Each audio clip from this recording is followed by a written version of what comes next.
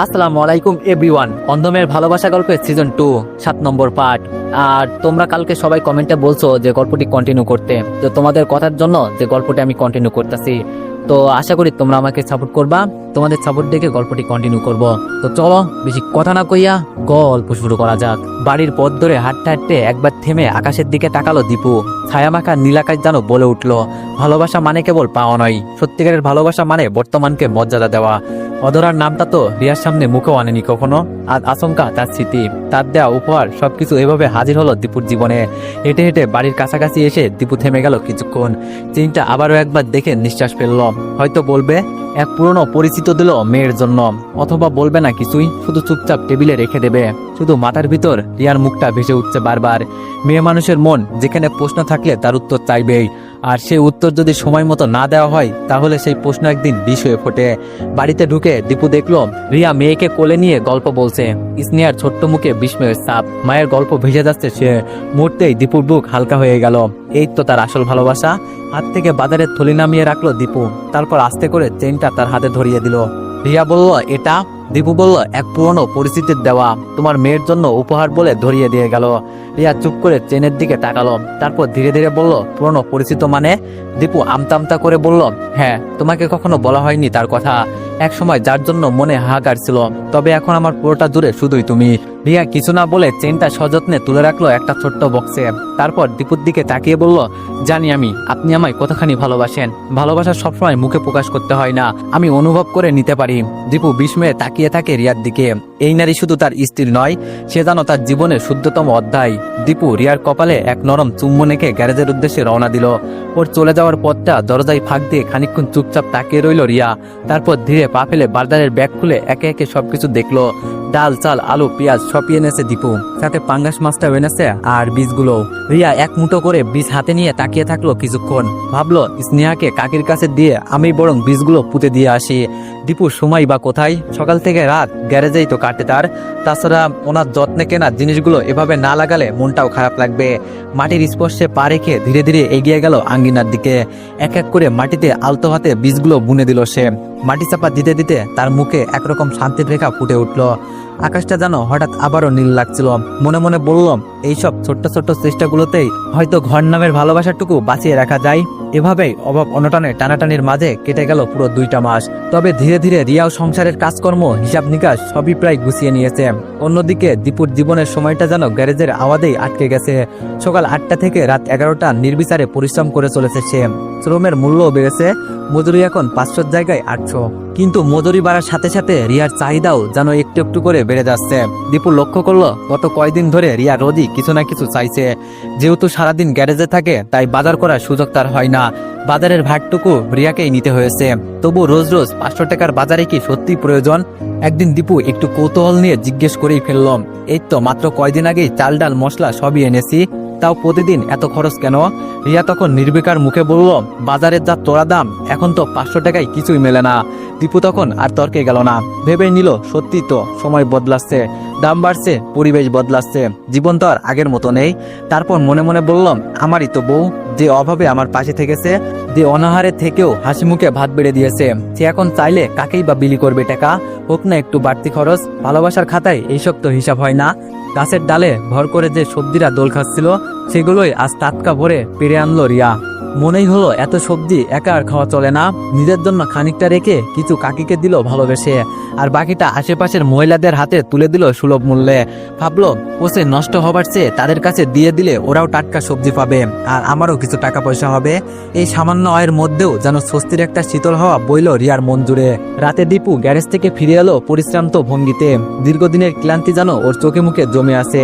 গোসল ছেড়ে খেতে বসতেই পাশে বসে পড়লো রিয়া। ভাতের থালায় মাছের পিস তুলে দিতে দিতে ধীরে বলে উঠল মেয়ে দুধ ফুরিয়ে গেছে। দীপু মুখ না তুলে বলল টাকা নেই।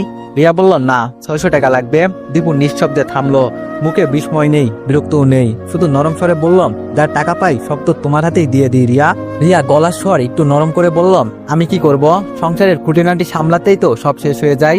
দীপু চোখ তুলে তাকালো না, শুধু বলল, ঠিকই বলেছ, এই সংসার তো আমাদের শূন্য থেকে গড়া, আল্লাহর রহমতে এখন আগের চেয়ে অনেকটাই ভালো।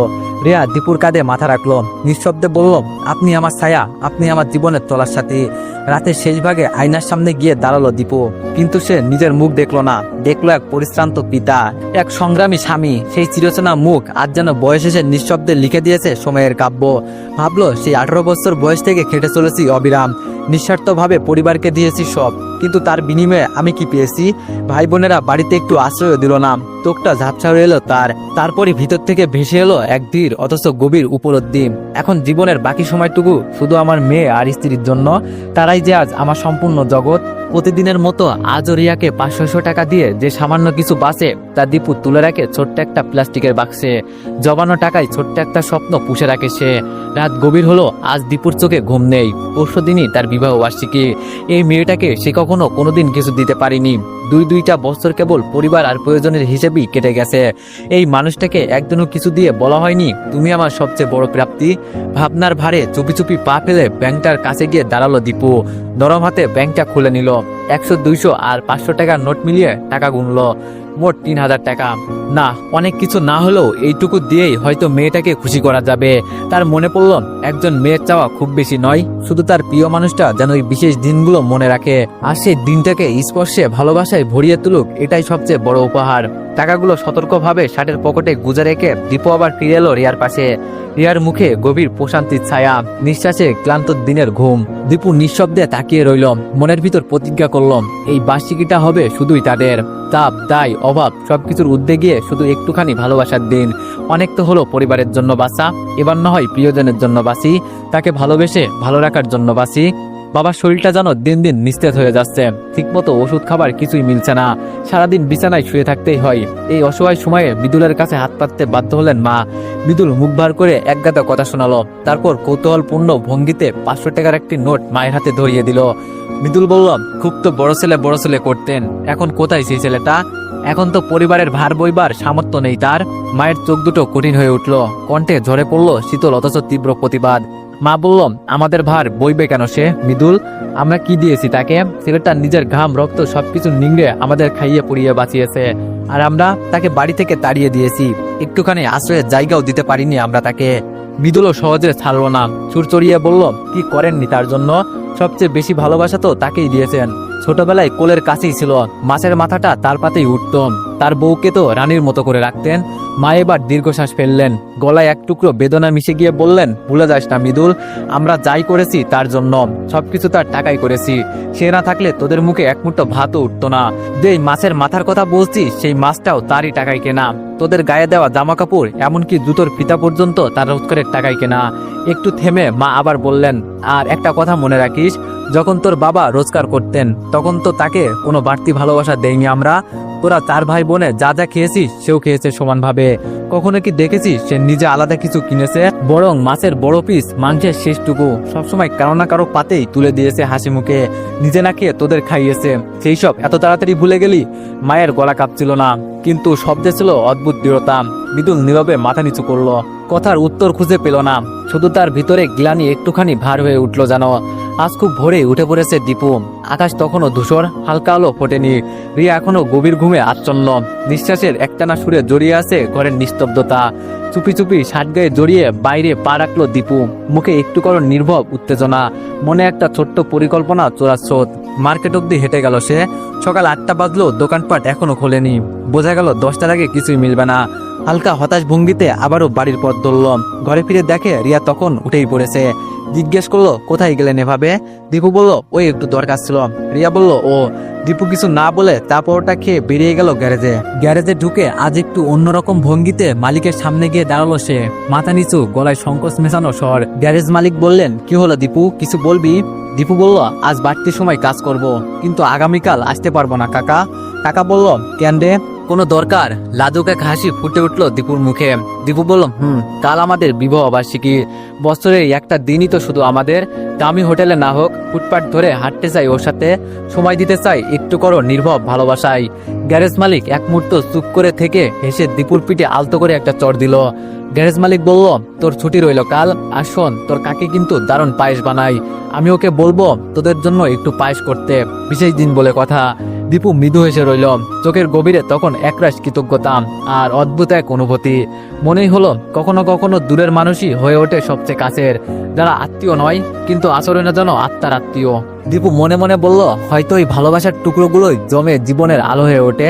রিয়ার বাড়ি জুড়ে এখন এক নিশ্চিম হাহাকার, তার দেয়ালের প্রতিটা কোণ যেন নীরবে কান্না জড়ানো নিঃশব্দ ফেলে। ছোট্ট ভাইটি যে একসময় স্নেহে বড় হয়ে উঠেছিল, সে এখন ভুল পথে পা বাড়িয়েছে। চোরাই ফোন বিক্রির অভিযোগে ধরা পড়েছে সে, তাকে এখন বন্দি করে রাখা হয়েছে কাতারের এক থানা হাজতে। খবরটা এসেছিল কোনো এক রুমবোর্ডের কাছ থেকে। ছিঁড়া শাড়ির প্রান্তে লেখা যেন এক দুঃস্বপ্নের বার্তা। তবে এখানেই শেষ নয়, ছেলেটার সাথে কোনোভাবে যোগাযোগও সম্ভব হচ্ছে না। সে এখন কেমন আছে, খায় না কাঁদে, শরীর ঠিক আছে কিনা, এইসব কোনো খবরই কেউ জানে না। শুধু জানে অপরাধ প্রমাণিত হলে কাতারে এমন অপরাধের জন্য 2 থেকে 5 বছরের জেল পর্যন্ত হতে পারে, সঙ্গে মোটা অঙ্কের জরিমানাও। রিয়ার মা যেন বাকরুদ্ধ, এইদিকে ছেলের জন্য উদ্বেগ, অন্যদিকে নিজের অসহত্যের নীরব কান্না, সব মিলিয়ে ধসে পড়েছে তার শান্ত সংসারের ভিড়। স্বামীর শূন্যতাকে অনেক বছর আগেই মেনে নিয়েছিলেন, কিন্তু ছেলের এই আচমকা বিপর্যয় তাকে যেন দিশেহারা করে তুলেছে। চোখে এক ধরনের শূন্যতা, যেখানে কান্না আছে কিন্তু জল নেই।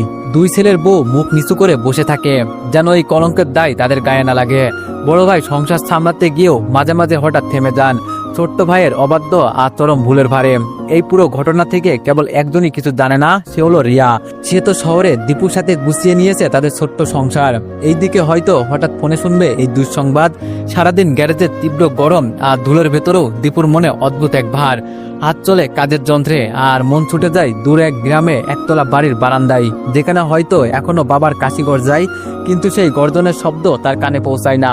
বারবার মনে হচ্ছিল একবার গিয়ে দেখে আসি এই বয়সে বাবার শরীর কেমন আছে, ঠিকঠাক খেতে পাচ্ছে কিনা, কিন্তু কোন মুখে ফিরবে সে? সেই ঘর থেকে তো চিরদিনের মতো বিদায় নিয়ে বেরিয়ে এসেছিল, কোথায় গিয়ে দাঁড়াবে সে? ঘরের চৌকাঠে পা রাখলেই হয়তো চোখে পড়বে সেই পরিচিত অনেকগুলো চোখ, যেখানে না থাকবে অভিমান, না থাকবে ভালোবাসার ছায়া। বারবার মনে হয় চাইলেই তো তারা সেই দিন বলে দিতে পারতো, তুই কোথাও যাবি না রে দীপু, এই ছোট্ট ঘরেই থাকবি, এই ছোট্ট বিছানায় তোর জন্য জায়গা আছে, তুই আমাদের বড় ছেলে। কি এমন চেয়েছিল সে? একটা নাম, একটা পরিচয়, একটা কোণ যেখানে দাঁড়িয়ে বলতে পারতাম এইটুকু জায়গা আমার। কখনো কখনো মানুষ কিছু চায় না, শুধু চাই একটু ঠাই, যেটা হয়তো ঘরের কোনো হতে পারে, কিন্তু সবকিছু থেকেও যে দামি সেটা হলো স্বীকৃতি। তুই আমাদের আপন, এই কয়টা শব্দ যা এক জীবনের শ্রেষ্ঠ উত্তরাধিকার। বাবার কাশি যেন থামার নামই নিচ্ছে না, বুকের ভেতর ঘন ঘন উঠে আসা সেই কাশি যেন জমে থাকা সব গ্লানি, যন্ত্রণার প্রকাশ। মা নীরবে মধু আর আদার রস এনে বাবার মুখে তুলে দিলেন, চোখে জল কিন্তু মুখে কোনো অভিযোগ নেই। এত বছরের সংসার, এতদিনের পরিচয়ের ভারে বোঝা যায় এই চুপ করে থাকাটাই কতটা করুণ। এই অসুস্থ অবস্থায় একে একে সবাই মুখ ফিরিয়ে নিয়েছে। সন্তানগুলো যেন আর শুধু নামমাত্র সন্তান, হৃদয়ে কোনো বাঁধন নেই। অথচ এদের বড় করতে গিয়ে কত রাত না খেয়ে কাটিয়েছে তারা, কত স্বপ্ন বিসর্জন দিয়েছে, সেই সব স্মৃতি আজ কারো মনে নেই। মা চোখ সরিয়ে জানালার বাইরে তাকিয়ে ফিসফিস করে বললেন, মানুষ কি সত্যি এমন হয়? শুধুই কি এই কটা কাঠের দালান আর মুঠোভর্তি জমি জমার জন্য সম্পর্কগুলো এত তুচ্ছ হয়ে যায়? আমাদের ছেলেমেয়েরা তো এতটা স্বার্থপর ছিল না। শুধুই কি এই কিছু সম্পত্তির জন্য এত হিংস্র, এত দ্বন্দ্ব? হবেই না কেন? এখন মানুষ টাকা পয়সা সম্পত্তির জন্য রক্তের সম্পর্ক বিচ্ছিন্ন করতে 2 বার ভাবে না। ভাই ভাইকে চেনে না, মা বাবা সন্তানকে চেনে না, বোন ভাইকে চেনে না। এই তো সেই দিন 32 বিঘা জমির জন্য মা বাবা চাচি মিলে 15 বছর মেয়েকে মেরে ফেললো। আহা, কি হৃদয় বিদারক ঘটনা! এই দুনিয়ায় কাকে বিশ্বাস করবেন? বাবা ধীরে ধীরে চোখ তুলে বললেন, পাপ কি আমরা কম করেছি আয়শা? সেই দিন কি পারতাম না ছেলেটাকে জড়িয়ে ধরে বলতে, থাক, তুই কোথাও যাবি না, এই ঘরেই থাকবি, তোর ঠাই এখানেই। গলার স্বর ভারী হয়ে এলো তার। ছেলেটা কি চেয়েছিল? শুধু তার পরিচয় চেয়েছিল, তাও দিতে পারলাম না। মা ফুপিয়ে কেঁদে উঠলেন। বাবার কথা থেমে গেল কাশির দমকে। একটু পরে নিজেকে সামলে আবার বললেন, যেদিন ছেলেটা চলে গেল সেই দিন যে আমার ভালোবাসা, আমাদের বিবেক সব একসাথে গিয়েছে। সে পালক হলো, মনের দিক থেকে রক্তের চেয়ে আপন ছিল। মৃদুল তো কেবল নিজেরটাই দেখছে, কিন্তু সে তো আমাদের জন্য নিজের সবটুকু বিলিয়ে দিয়েছে। চোখের কোণে জমে থাকা জলের ধারা গড়িয়ে পড়ল বালিশে। মা কাপা কাপা হাতে বাবার বুকের উপর হাত রেখে বললেন, দোয়া করো যেন অন্তত এই কষ্টের মাঝেও ওর ক্ষমা পায়, আর যেন কোনো পিতামাতার ভালোবাসা আরেকটি সন্তানের ঘৃণায় এভাবে জর্জরিত না হয়। দুপুরে খেতে এসে দীপু দেখলো রিয়া ঘরে নেই। কাকিকে জিজ্ঞেস করলো, কোনো সাড়া মিলল না, যেন মুখে তালা পড়ে গেছে। একটা দীর্ঘশ্বাস পেলে না খেয়ে আবার গ্যারেজে ফিরে গেল সে। বিকেল 4টার দিকে রিয়া খাবার নিয়ে হাজির হলো গ্যারেজে। দীপু চুপচাপ খেয়ে নিল, একটাও প্রশ্ন করলো না। তার খাওয়া যেন নিঃশব্দ, তেমনি মুখও যেন কোনো অজানা অভিমান ঠাসা। রাতে বিছানায় শুয়ে হঠাৎ বলে উঠলো, দীপু আজ দুপুরে কোথায় গিয়েছিলে? রিয়া বলল, ওই একটু দরকার ছিল। দীপু বলল, কি দরকার? রিয়া বলল, বাজার করতে গিয়েছিলাম। দীপু বলল, রোজ রোজই বাজার করতে হয়? রিয়া বলল, জিনিসপত্র ফুরিয়ে গেলে কি করব বলেন?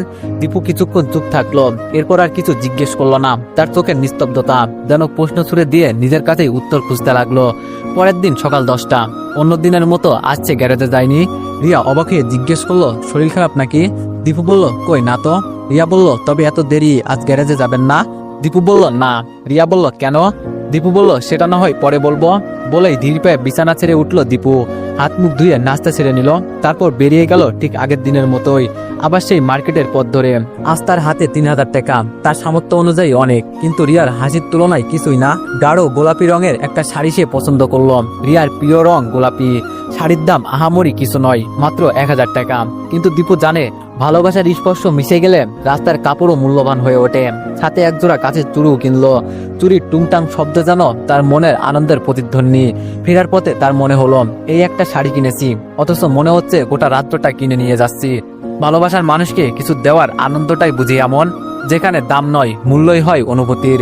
বাড়ি ফিরে দেখে রিয়া তখন ঘরের ভেতর কাপড় চোপড় গোছাচ্ছে। দীপু চুপচাপ একটা ছোট্ট কাগজে মোড়ানো ব্যাগ তার পাশে রাখলো। রিয়া অবাক হয়ে জিজ্ঞেস করলো, এটা কি? দীপু মুখ না তুলে বলল, খুলে রাখো। ব্যাগ খুলতেই বেরিয়ে এলো গাঢ় গোলাপি রঙের শাড়ি আর একজোড়া কাচের চুড়ি।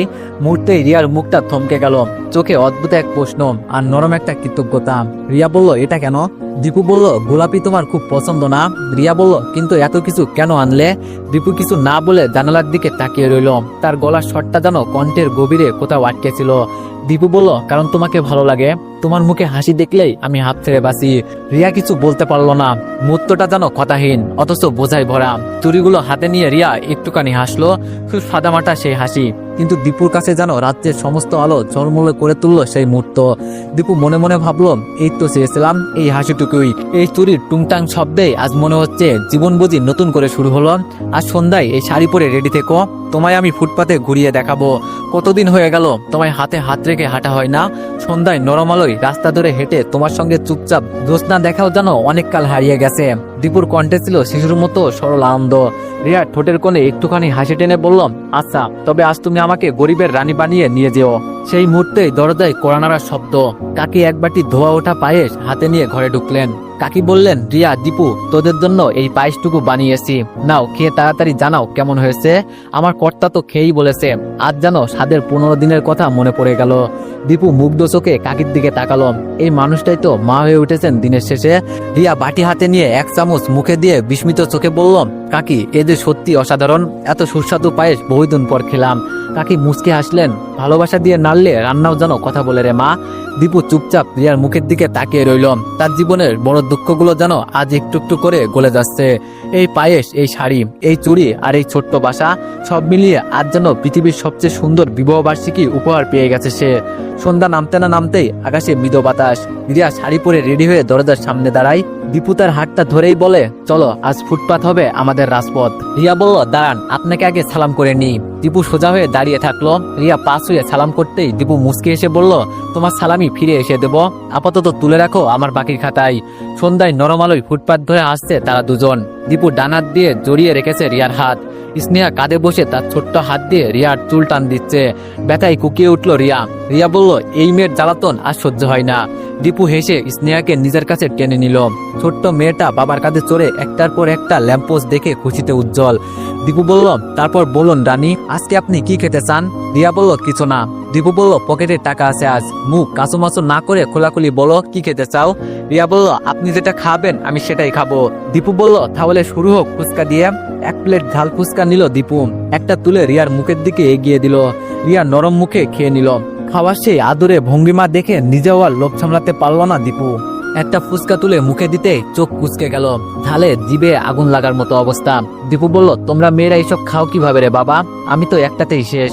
রিয়া বলল, সবকিছু তো আর ছেলেদের জন্য না, ভাগ্যি সব ছেলেরা ফুচকা খেতে পারো না, না হলে মেয়েদের ভাগই কিছু থাকতো না।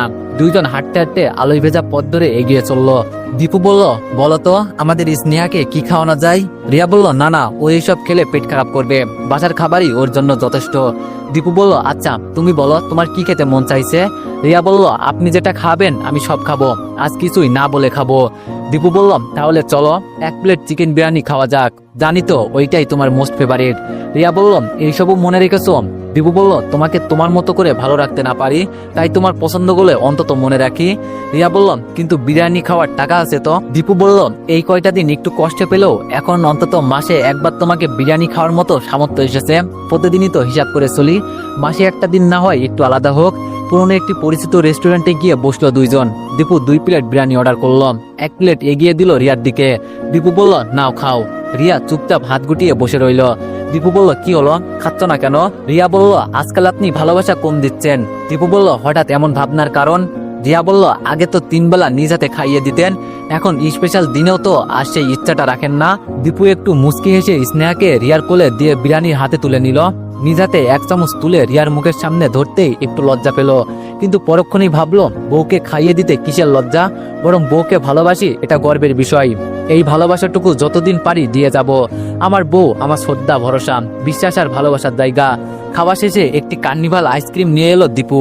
রিয়া বলল, ইস, আজ তো আপনি খাইয়ে আমাকে শেষ করে দিচ্ছেন। দীপু বলল, পারলে আরো ভালো কিছু খাওয়াতাম, কিন্তু বোঝই তো সামর্থ্য আমার সীমিত।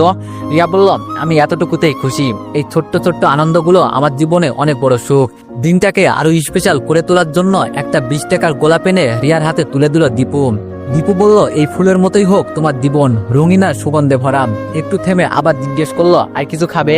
রিয়া মাথা নাড়িয়ে না বলল। দীপু বলল, তাহলে এখন বাড়ি যাবে নাকি আরেকটু হাঁটবে? রিয়া বলল, বাড়ি চলুন, স্নেহা ঘুমিয়ে পড়েছে, তাকে জাগিয়ে খাওয়াতে হবে। দীপু রিয়ার ডান হাত নিজের হাতে ধরে নিল। বহুদিন পর এমন করে হাত ধরে হাঁটছে তারা। চারপাশে গাঢ় আলো ছায়ার মতো আজ যেন সব ক্লান্তি গলে গিয়ে এক নতুন প্রশান্তিতে রূপ নিয়েছে। একজন মানুষ যখন শত অভাবেও তোমার মুখে হাসি রাখতে চায়, তার ভালোবাসার কাছে দুনিয়ার সব দামি রেস্টুরেন্টও নিঃস্ব। সেই ভালোবাসার ভারটুকু বোঝা নয়, বরং সৌভাগ্য। তো এভরিওয়ান, নেক্সট পার্টের জন্য সবাই অপেক্ষা করো। ধন্যবাদ।